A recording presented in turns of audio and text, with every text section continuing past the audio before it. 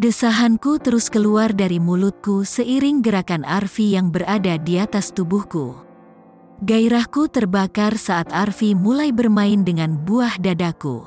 "Faster babe, please," ucapku meracau. "As you wish dear." Dan benar saja, Arfi mempercepat gerakannya dan itu membuatku mendesah lebih keras. Ini nikmat sekali, aku belum pernah merasakan ini sebelumnya. Ku rasakan di bawah sana berdenyut, ku rasa aku akan sampai.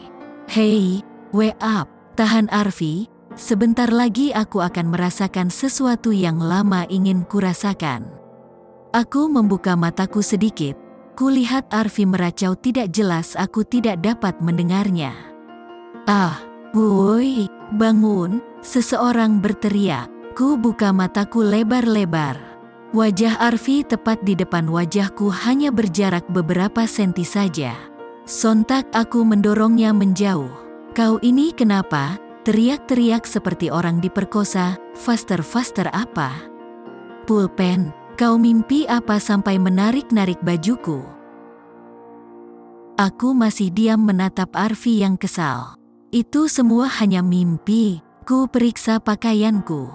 Iya, semua masih lengkap. Demi sayur bayam yang dimasak kematangan ini sangat memalukan, aku meracau dalam tidurku, seolah aku melakukan itu dan orang yang ada dalam mimpiku kini sedang menatapku heran. "Oh God, pergilah mandi. Aku menunggumu di meja makan." "Arfi, tunggu dulu." Ia menoleh padaku.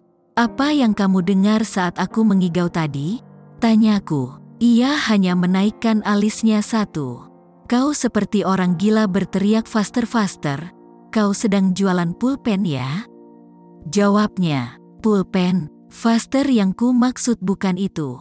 Dari jawabannya dapat ku ketahui pria di depanku ini belum pernah menyentuh wanita sama sekali, atau dia memiliki bahasa dan cara lain. Aku menghela nafas lega. Untung saja Arfi bodoh soal itu. "Tapi kau menyebut-nyebut namaku." Aku melotot mendengar lanjutan ucapannya. Aku harus jawab apa? Apa aku harus jawab? "Aku bermimpi making love sama kamu, dan aku mencapai klimaksku."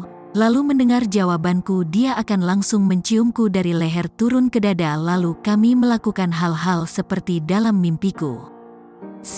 Tinggal bersama Arfi membuatku selalu berfantasi liar. Lamunanku tersadar saat Arfi menjentikkan jemarinya di depan wajahku. Aku bermimpi berjualan pulpen faster denganmu, iya?" "Hehehe," jawabku ngasal bin ngaco disertai cengiran bodoh. Ku harap Arfi percaya dengan jawabanku. Dia hanya mendelik ke arahku, "Mandi cepat sana. Kau sudah gila." Dan dia pun pergi meninggalkanku.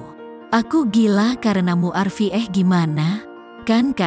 Aku memukul-mukul kepalaku. Otakku gak beres, harus segera berendam kalau begini. Setelah semuanya beres, aku duduk dan makan di meja makan bersama Arfi. Tidak ada pembicaraan selama kami sarapan, seperti biasa Arfi yang pendiam dan aku yang masih segan membuka omongan lebih dulu. Selesai makanku hampiri Arfi yang sedang duduk di balkon apartemennya. Aku hendak meminta satu permintaan padanya, ku harap dia mengabulkannya. Boleh aku duduk di sini?" tanyaku, takut aku mengganggu waktu santainya. Arfi hanya menganggukkan kepalanya. Aku yang masih menunduk takut. Hatiku cemas apa Arfi akan mengabulkan keinginanku, mengingat hanya tinggal beberapa hari lagi aku bersamanya. Dan tempatku bekerja sudah ditutup. Tabunganku yang sekarang pun tidak cukup untuk membeli rumah di kawasan sini, mengingat aku baru bekerja 3 minggu di tempatku bekerja. Bodohnya aku malah membeli apartemen bukan membeli rumah. Mana apartemennya masih nyicil lagi, jika tabunganku habis maka apartemenku akan diambil alih. Menyewakannya bukan ide yang bagus. "Apa yang kau inginkan?" lamunanku dibubarkan oleh pertanyaan Arfi. Aku masih enggan menjawabnya. "Hei, kau ini kenapa sih? Dari pagi bersikap aneh begini," ujar Arfi seraya dia menatapku. "Begini, kamu tahu kan tempat kerjaku kini sudah ditutup. Aku tidak punya tempat tinggal lagi. Tabunganku belum cukup untuk membeli rumah.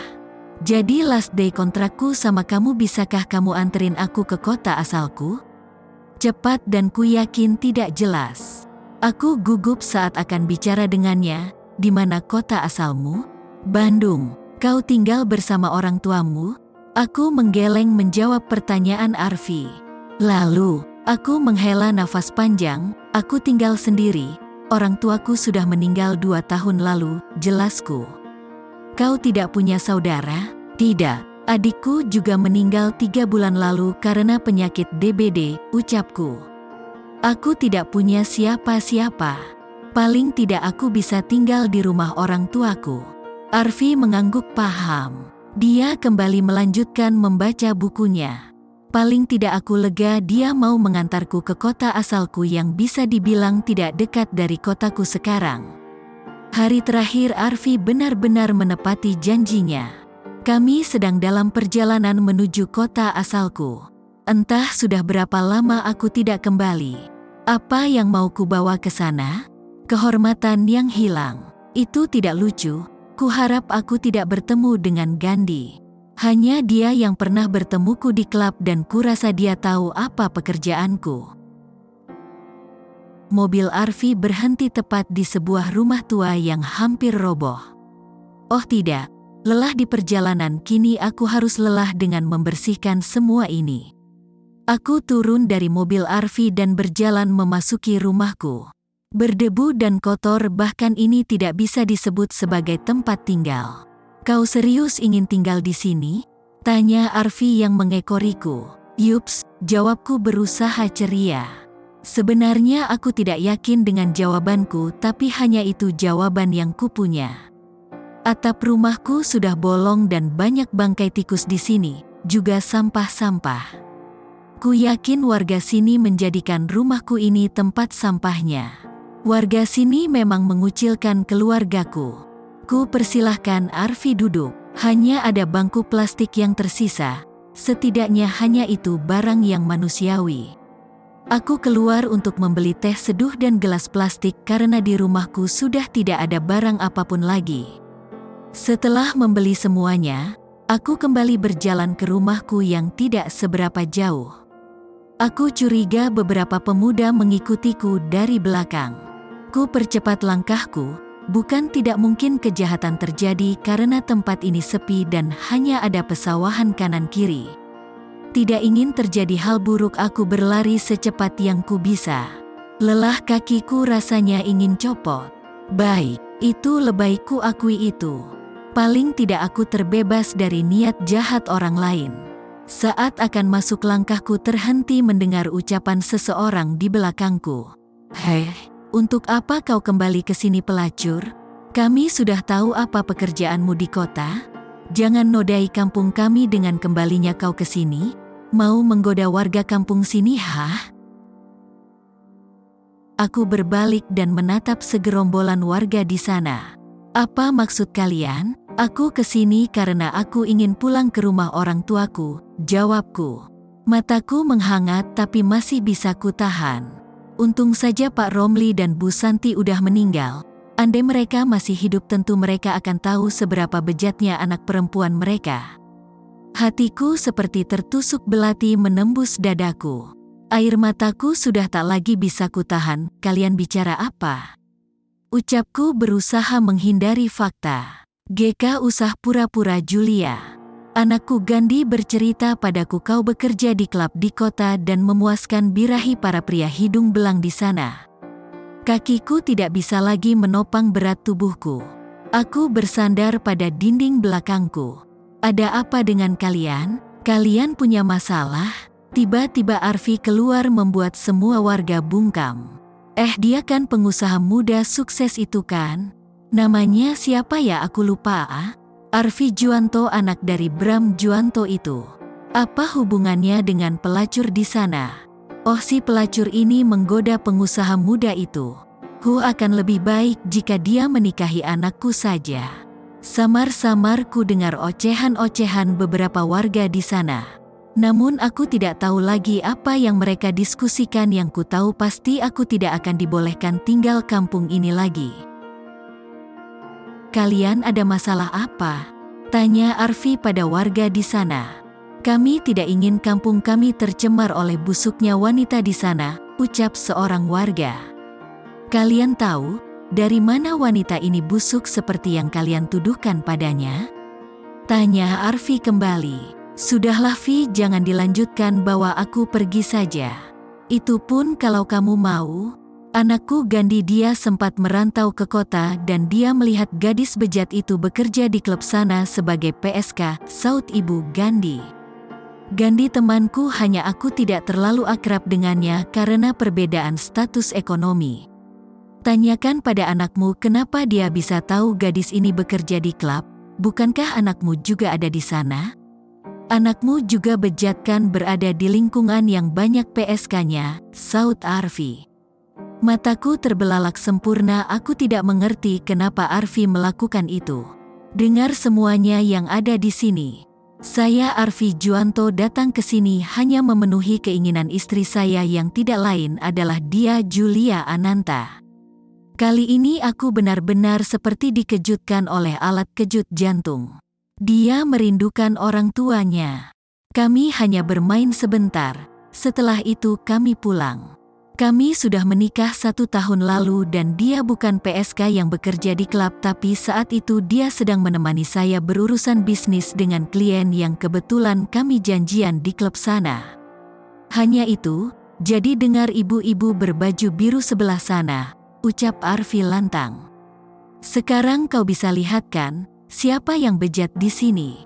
Istriku atau anakmu yang bermain ke klub? Ku lihat ibu-ibu itu menunduk malu. Ayo kita pulang sayang, Arfi menghampiriku yang masih setia menyandar pada dinding. Detik berikutnya jantungku hampir pecah di dalam. Dia mencium dahiku dan menggandeng tanganku menuju mobilnya. Apa ini bagian dramanya juga? Jika iya, betapa tidak beruntungnya aku maksudnya. Perlahan warga membubarkan diri, dan Arfi melajukan kembali mobilnya meninggalkan kampungku. Selama di perjalanan kembali hanya hening melanda. Arfi, ucapku. Dia hanya melirikku dari kursi kemudinya. Terima kasih, pandanganku lurus tanpa melihatnya. Kulirik dari ekor mataku, dia menoleh padaku. Begitukah caramu berterima kasih? Aku menoleh padanya. Perasaanku tidak enak, pasti dia akan meminta sesuatu yang merepotkanku nantinya. Dia meraih tanganku menggenggamnya, aku masih memperhatikan apa yang akan dia perbuat. Tolong garukin punggungku dong. Merek kemeja ini bikin gatel deh, aku memutar malas bola mataku.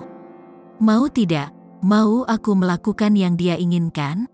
Jika aku punya nyawa 2 sudah aku tabrakan mobil ini ke tembok. Kupikir dia akan berkata, tidak masalah. Sebagai imbalannya aku ingin kau menikah denganku. Sial, lagi-lagi aku berfantasi. Sampai di apartemen Arfi aku langsung mendaratkan bokongku di sofa. Pinggangku rasanya mau remuk. Seharian duduk di jok mobil itu bukan hal menyenangkan. Pulang pergi Jakarta-Bandung hampir memakan waktu 10 jam dan itu kuhabiskan dengan duduk di jok mobil. Si pria batu itu tidak ingin berhenti sejenak, sekedar meregangkan otot-otot yang kaku. Apaan dia ini? Hei kau, mandi sana, ucap Arfi yang baru saja keluar dari kamar mandi. Aku terpaku melihat tubuh atletisnya, otot di lengannya juga tidak kalah keren dengan rambutnya yang masih setengah basah itu membuatnya terlihat seksi. Mikir apa aku barusan, tanpa sadar aku nampar pipiku sendiri. Heh kau kenapa? Apa hobimu menyakiti diri sendiri? Bukan hobiku yang baru adalah mengagumi bentuk tubuhmu. Aku terkesiap dan lari menuju kamar mandi. Segera, jika berlama-lama di sana bisa-bisa aku mimpi buruk lagi nanti malam dan meracau tidak jelas yang makin jelas yang akan membuat Arfi mengerti apa sebenarnya mimpiku.